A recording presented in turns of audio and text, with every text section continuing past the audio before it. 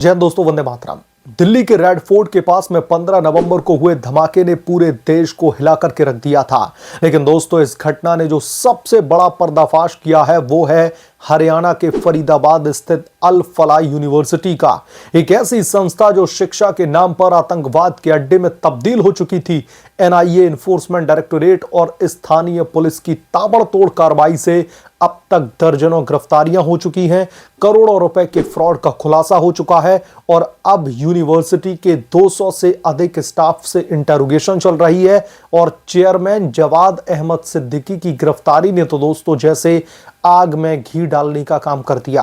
पुराने आतंकी कनेक्शन उजागर हो रहे हैं, 10 से अधिक लोग फरार हैं और अब सरकार बुलडोजर चलाने की कगार पर खड़ी है।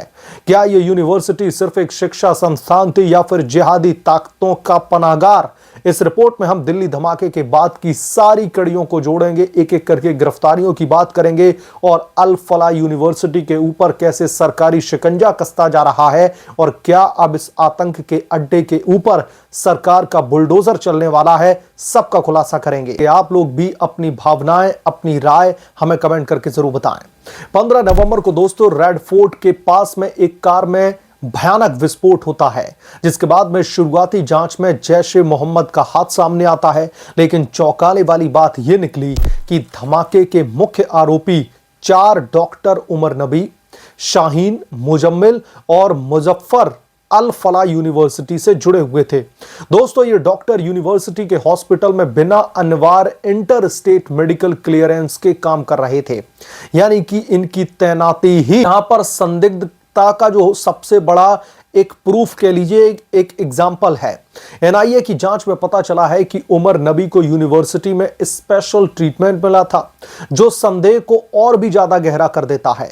धमाके के बाद में एनआईए ने दूसरे संदिग्ध की कस्टडी जो है हासिल की और यूनिवर्सिटी पर छापेमारी शुरू हो गई। यह पहली बार नहीं है जब अल फलाह का नाम आतंक से जुड़ा है। दोस्तों, साल 2008 के अहमदाबाद और दिल्ली सीरियल ब्लास्ट में शामिल मिर्जा शादाब बेग, जो अल फलाह से ग्रेजुएट था, अब पाकिस्तान में छिप करके बैठा हुआ है। एनआईए ने उसे वांटेड घोषित कर दिया है।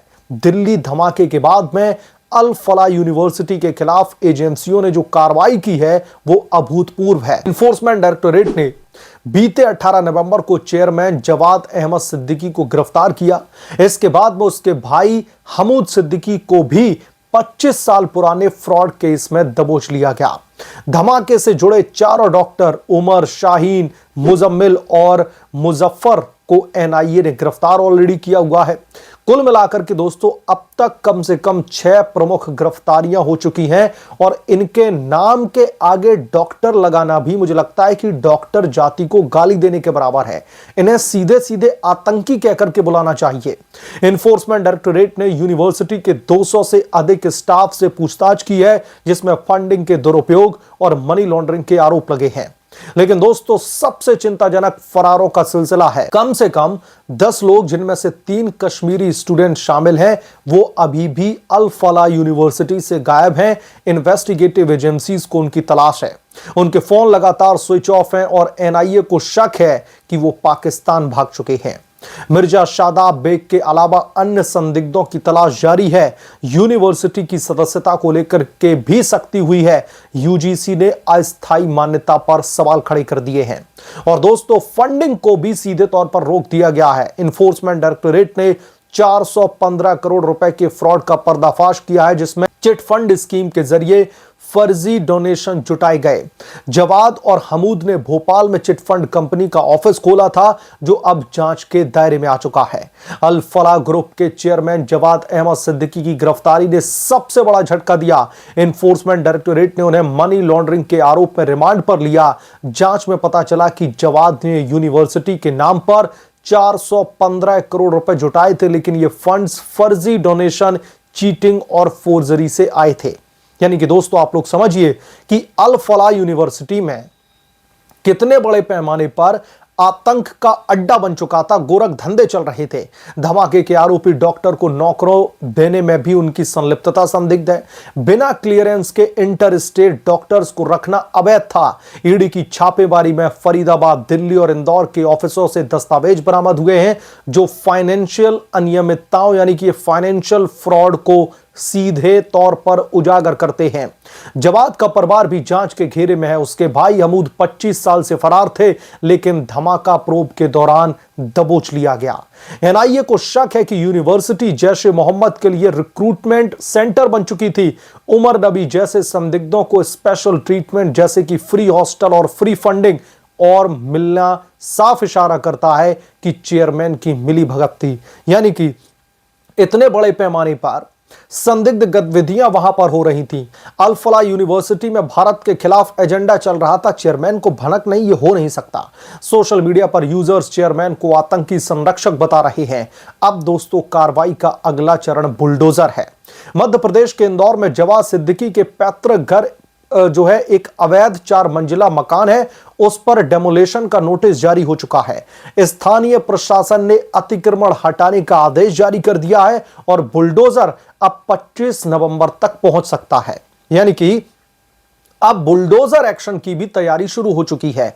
हरियाणा सरकार भी यूनिवर्सिटी कैंपस पर नजर रख रही है। अगर और भी सबूत मिले तो कैंपस को सील किया जाएगा और यह कार्रवाई यूपी एमपी मॉडल की तर्ज पर की जाएगी, जहां पर अवैध निर्माण पर बुलडोजर चला करके आतंकी लिंक्स को कुचला जाता है। विपक्ष ने इसे राजनीतिक बदला बताया है, लेकिन सरकार का तर्क है कि यह राष्ट्रीय सुरक्षा का सवाल है। एनआईए डायरेक्टर ने कहा है कि इसे ऐसी संस्थाओं को दरअसल बख्शा नहीं जा सकता। सोशल मीडिया पर लगातार #bulldozer on Al Falah trend कर रहा है, जहां पर लोग इसे मोदी सरकार की सख्ती की सराहना कर रहे हैं। दिल्ली धमाके ने दोस्तों अल फलाह यूनिवर्सिटी के काले कारनामों को बेनकाब कर दिया है। 4 गिरफ्तारियां, 10 फरार और 415 करोड़ रुपए का फ्रॉड और पुराने आतंकी लिंक्स, ये सब कुछ साबित करता है कि यूनिवर्सिटी शिक्षा का मुखौटा पहने जिहादी ताकतों का अड्डा बन चुकी थी। चेयरमैन जवाद की गिरफ्तारी और बुलडोजर की तैयारी से साफ है कि सरकार अब किसी भी कीमत पर राष्ट्रीय सुरक्षा से समझौता नहीं करेगी। अल फलाह यूनिवर्सिटी में पलने वाले एक एक आतंकी, अल फलाह यूनिवर्सिटी के रहमो करम पर पलने वाले एक एक आतंकी का अभिशाप करने के मूड में दिख रही है मोदी सरकार। लेकिन दोस्तों, सवाल यह है कि इस देश में ऐसे कितने अल फलाह छिपे हुए हैं।